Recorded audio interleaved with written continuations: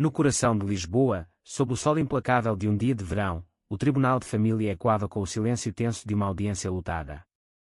Miguel Santos, um jovem de 25 anos, estava algemado no banco dos réus, acusado de um crime que abalava as fundações conservadoras da sociedade portuguesa, agressão agravada em um bar gay, supostamente motivada por ódio homofóbico.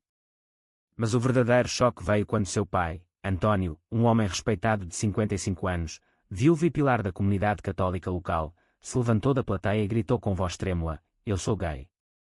Foi tudo culpa minha, não do meu filho." A sala explodiu em murmúrios, flashes de câmaras e olhares atonidos. O juiz bateu o martelo repetidamente, exigindo ordem, enquanto Miguel olhava para o pai com olhos arregalados, o rosto pálido como se tivesse visto um fantasma.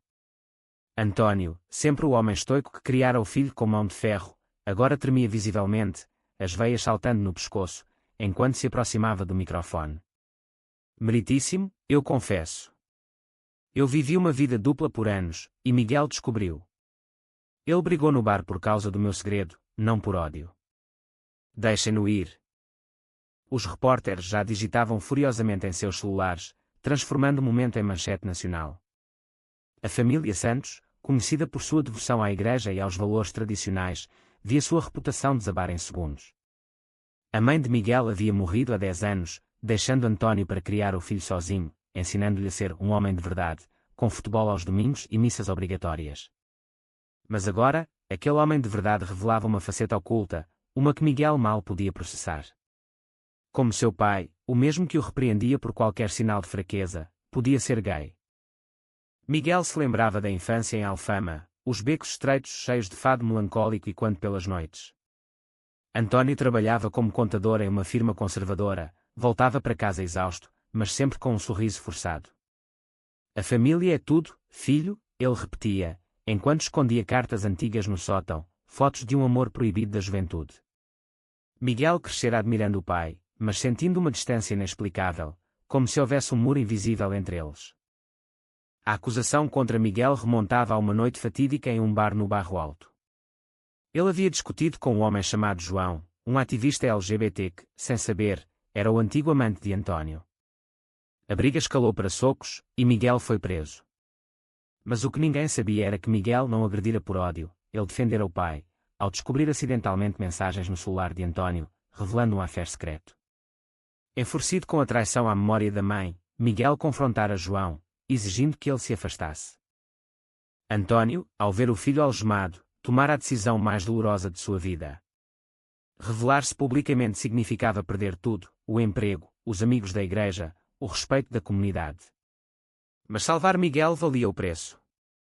Ele se sentou no banco das testemunhas, o suor escorrendo pela testa, enquanto o promotor o interrogava impiedosamente. "Senhor Santos, o senhor afirma ser homossexual. Há provas disso?" António engoliu em seco, lembrando-se de noites solitárias, desejos reprimidos desde a adolescência em uma Portugal ainda sob ditadura salazarista. Enquanto o julgamento prosseguia, flashbacks invadiam a mente de António. Aos 20 anos, ele conhecera Pedro em uma universidade em Coimbra, um amor intenso e proibido que terminara em lágrimas quando a família de Pedro o forçara a casar. António escolhera o caminho certo: casamento com Maria, a mulher que amava de forma platônica, o nascimento de Miguel.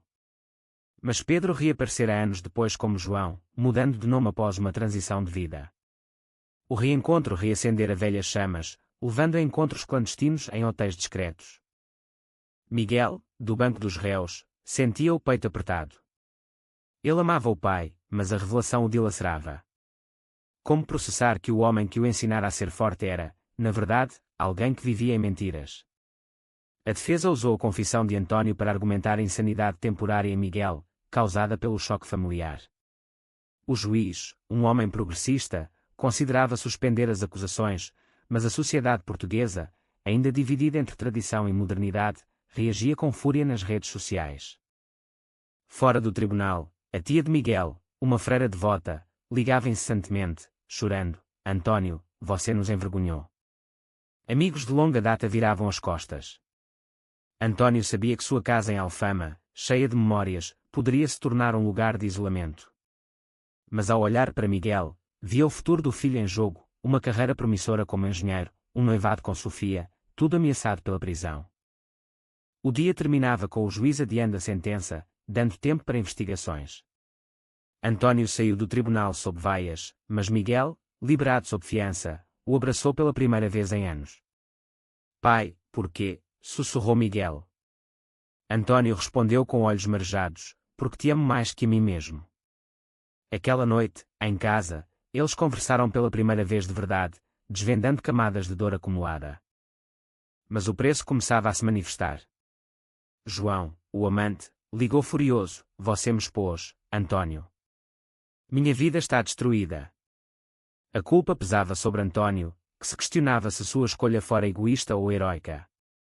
Miguel, confuso, via seu mundo desabar. Sofia questionava o noivado, amigos zombavam. A tensão familiar escalava, preparando o terreno para confrontos mais profundos. Os dias seguintes ao grito no tribunal transformaram a vida dos Santos em um turbilhão de emoções e consequências. Antônio, agora desempregado após a firma o demitir por conduta inadequada, passava as noites insone em sua casa em Alfama, ouvindo o fado triste das ruas. Miguel, livre mas marcado, lutava com a raiva interna: pai, você mentiu para todos nós. Para a mãe, gritou ele em uma discussão acalorada na cozinha, pratos voando pelo ar. Antônio sentou-se, exausto, e começou a contar sua história verdadeira. Nascido em 1970, em uma vila rural no Alentejo, ele crescera sob o jugo de uma família católica rígida, onde a homossexualidade era sinônimo de pecado mortal. Eu tentei mudar, filho. Casei com sua mãe porque a admirava, mas o amor romântico era com homens. Miguel ouvia, o coração dividido entre empatia e traição. Ele se lembrava da mãe, Maria, uma mulher gentil que morrera de câncer, sempre suspeitando de algo, mas nunca confrontando. Enquanto isso, a mídia portuguesa explorava o caso sem piedade. Jornais como o Público e o Diário de Notícias publicavam artigos sensacionalistas: pai gay salva filho homofóbico. Ativistas LGBT aplaudiam a coragem de Antônio, mas conservadores o condenavam como hipócrita. Miguel recebia mensagens de ódio em suas redes sociais, e Sofia, sua noiva, marcava uma conversa urgente em um café no Chiado. Eu não sei se posso continuar, Miguel, disse Sofia, lágrimas nos olhos. Sua família é complicada demais. Miguel implorou, mas via o relacionamento se desfazer. Ele culpava o pai, mas no fundo sabia que sua própria reação impulsiva no bar causara tudo. João, o amante de Antônio, processava por difamação, alegando que a revelação pública destruíra sua reputação como professor. Antônio decidia confrontar João em um encontro tenso em um parque no Príncipe Real, bairro gay de Lisboa. Eu fiz isso pelo Miguel, explicou Antônio. João, magoado, retrucou: e eu? Eu te amei por anos, escondido. Agora sou o vilão. A conversa escalava para acusações mútuas, revelando que João havia pressionado Antônio a se assumir anos antes. Você escolheu a família sobre nós, disse João, partindo furioso. De volta em casa, Miguel encontrava cartas antigas no sótão, confirmando o amor de juventude do pai. Ele chorava, percebendo a profundidade do sacrifício de Antônio. Mas a pressão social aumentava, vizinhos grafitavam "pecador" na porta da casa. A igreja local, onde Antônio servira como voluntário, os comungava informalmente. Miguel tomava uma decisão arriscada: confrontar a tia freira em um convento em Sintra. Tia, o pai precisa de apoio, não julgamento. Ela respondia friamente: a Bíblia é clara, Miguel. Ele escolheu o pecado. Essa rejeição familiar aprofundava a ferida, forçando Miguel a questionar suas próprias crenças. Ele começava a frequentar grupos de apoio LGBT, não por si, mas para entender o pai. Antônio, sentindo o peso da solidão, considerava suicídio em um momento de desespero, olhando o Tejo do Mirador da Senhora do Monte. Mas uma ligação de Miguel o salvava: pai, vamos lutar juntos.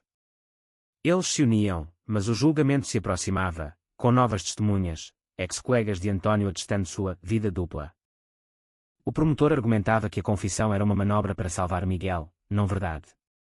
Provas surgiam, e-mails antigos entre Antônio e João. A defesa contra-argumentava, destacando o conflito interno de Antônio. Miguel testemunhava, admitindo sua raiva inicial, mas defendendo o pai: ele sacrificou tudo por mim. Fora do tribunal, protestos ocorriam, ativistas com bandeiras arco-íris versus conservadores com cruzes. A sociedade portuguesa, em transição pós-legalização do casamento gay em 2010, via o caso como espelho de suas divisões. Miguel perdia o emprego, forçado a buscar trabalho em Porto. António pagava o preço físico, estresse causava problemas cardíacos, levando a uma hospitalização. No hospital, ele confessava a Miguel: "Eu nunca quis te machucar, mas esconder-me matava por dentro." Miguel perdoava, mas o dano estava feito. Sofia terminava definitivamente, deixando Miguel devastado. A tensão culminava em uma traição inesperada. Um amigo de infância de Miguel vendia detalhes à imprensa por dinheiro. A família se sentia traída, fortalecendo seu laço pai-filho, mas isolando-os mais.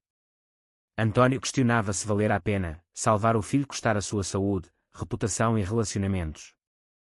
Com o julgamento reiniciando, a atmosfera em Lisboa fervia. António, ainda se recuperando do hospital, comparecia fraco, mas determinado. O juiz ouvia testemunhas, incluindo João, que depunha relutantemente: "Sim, António e eu nos amávamos, mas ele escolheu esconder." Isso humanizava António, mas expunha João a escrutínio público, custando-lhe o emprego. Miguel, agora morando temporariamente com o pai, lutava com depressão. Ele via terapeutas, explorando seus preconceitos internalizados. "Cresci ouvindo que ser gay é errado", confessava ele. O terapeuta o desafiava: "E se fosse você no lugar dele?" Essa pergunta plantava sementes de empatia, mas também dúvida sobre sua identidade. A família estendida se dividia, primos liberais ofereciam apoio, enquanto outros cortavam laços. Uma reunião familiar em uma quinta no Douro virava caos, com acusações voando. "Você destruiu nossa honra, António", gritava um tio. Miguel defendia o pai, saindo mais cedo, fortalecendo sua aliança. Socialmente, António enfrentava o ostracismo, lojas locais recusavam servi-lo, amigos ignoravam chamadas.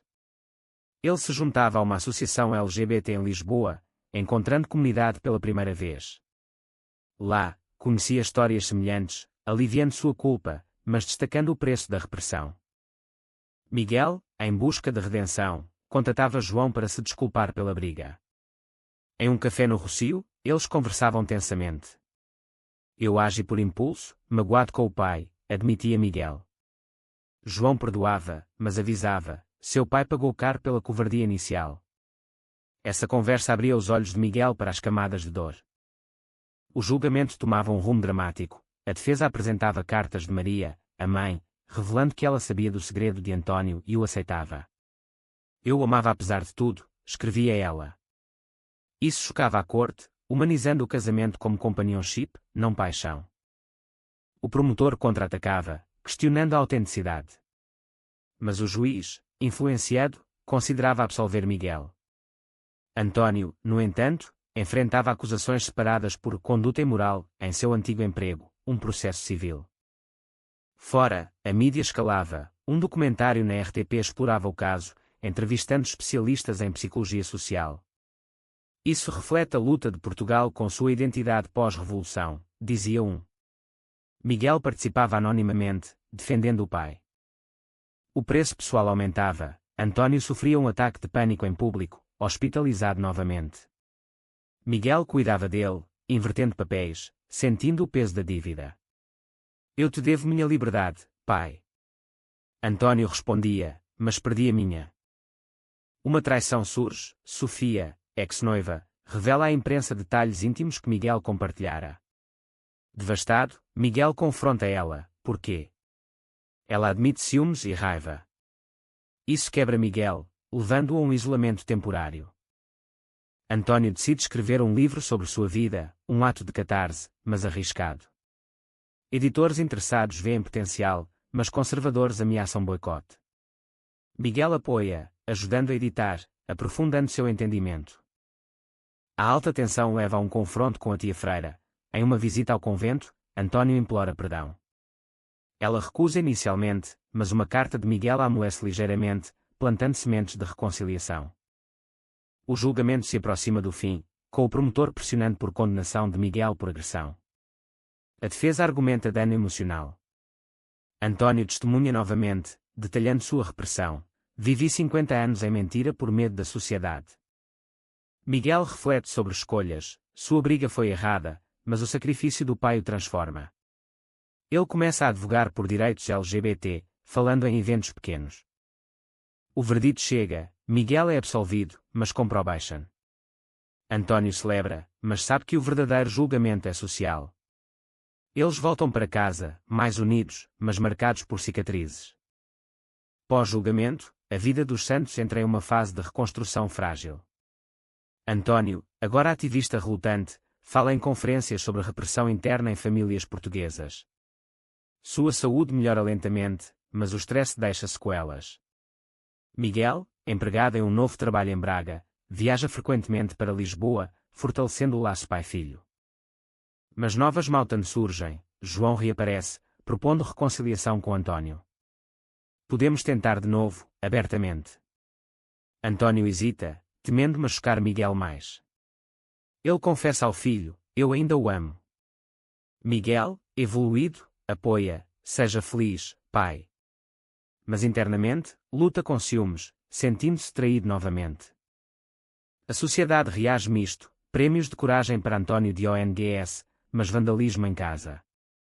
Eles se mudam para um apartamento no bairro Alto, simbolizando nova vida. Miguel conhece Lucas em um grupo de apoio, um homem gay que o atrai platonicamente, questionando sua sexualidade. Uma decisão crucial, António recusa um acordo com João, priorizando a família. João parte magoado, processando por danos emocionais. Isso custa financeiramente a António, forçando-o a vender bens. Miguel enfrenta backlash no trabalho, colegas o evitam, levando a demissão. Ele retorna a Lisboa, morando com o pai, trabalhando freelance. Juntos, eles enfrentam terapia familiar, desvendando traumas. Uma reviravolta, a tia Freira visita, admitindo dúvidas sobre sua fé rígida. Talvez Deus a ame a todos. Isso inicia reconciliação, mas lenta. A família estendida se reúne em Natal, tenso mas esperançoso. António publica seu livro, Gritos Silenciosos, tornando-se best-seller. Mas críticas conservadoras o atacam, levando à depressão. Miguel o apoia, mas questiona, valeu o preço. Socialmente, o caso inspira leis contra a discriminação em Portugal. António testemunha no Parlamento, pagando com exposição. Miguel explora sentimentos por Lucas, beijando-o em um momento impulsivo, mas recua, confuso. Ele confessa ao pai, acho que sou bi. António abraça, seja você mesmo. Traição final, um primo vende segredos à imprensa. Enfurecido, Miguel confronta a família, cortando laços com alguns. O clímax emocional, António tem um colapso, revelando que escondeu uma doença terminal para não preocupar. Miguel devasta, prometendo cuidar. Eles viajam para o Alentejo, reconectando com raízes. António reflete, minha escolha no tribunal foi certa, mas dolorosa. Miguel decide se assumir publicamente, inspirado pelo pai. Com a doença de António revelada, um câncer avançado, e quando da mãe, a urgência toma conta. Miguel abandona tudo para cuidar do pai, mudando-se permanentemente. Tratamentos em hospitais de Lisboa drenam recursos, forçando vendas de heranças. António, enfraquecido, dita memórias para o livro sequencial, aprofundando em conflitos éticos, esconder minha sexualidade protegeu ou destruiu. Miguel edita, chorando com revelações. João retorna, oferecendo apoio financeiro. António aceita ajuda, mas platonica, priorizando Miguel. Isso causa tensão. Miguel sente ciúmes, confrontando João, você o levou a isso. João retruca, ele escolheu esconder. A família reconcilia parcialmente, a tia ajuda com orações e visitas. Primos arrependidos pedem perdão. Mas sociedade ainda julga, petições contra António como mau exemplo. Miguel aprofunda com Lucas, iniciando relacionamento, testando limites. Ele se assume como bi em redes, enfrentando backlash, mas ganhando aliados. Uma decisão moral, António recusa tratamento experimental caro, preferindo qualidade de vida. Miguel argumenta, mas respeita, sua escolha, pai. Eventos sociais, eles participam de PRID em Lisboa, António em cadeira de rodas, simbolizando aceitação. Mídia cobre, misturando elogios e críticas. Trauma passado ressurge, flashbacks de António sobre a rejeição familiar na juventude. Ele perdoa mentalmente, ensinando Miguel sobre a resiliência. Miguel perde amigos, mas ganha comunidade LGBT. Ele advoga, falando sobre impactos de segredos familiares. O preço culmina, António piora, hospitalizado. Miguel vela, refletindo sobre sacrifícios. Você gritou por mim, agora eu grito por você. João visita, reconciliando. Eles compartilham memórias, fechando ciclo. Miguel questiona escolhas, foi certo agredir? Foi certo o pai se expor? Respostas ambíguas aprofundam drama. Nos meses finais, António e Miguel vivem intensamente. Viagens curtas a Porto e Algarve fortalecem laços, discutindo filosofia, a verdade liberta, mas fere, diz António. Miguel consolida com Lucas, mas prioriza o pai. A doença avança, levando a momentos de dor e risos. A tia se torna aliada, questionando dogmas. Família se une em velório antecipado, celebrando vida. António morre pacificamente, deixando carta: minha maior escolha foi te salvar. Viva livre. Miguel herda legado, publicando o livro, tornando-se ativista. Ele casa com Lucas, honrando o pai. Mas cicatrizes permanecem, debates internos sobre moralidade. A sociedade evolui, mas devagar. Miguel reflete: o sacrifício valeu. Foi correto o pai gritar seu segredo no tribunal, sacrificando tudo pelo filho, ou foi uma escolha egoísta que causou mais dor do que bem?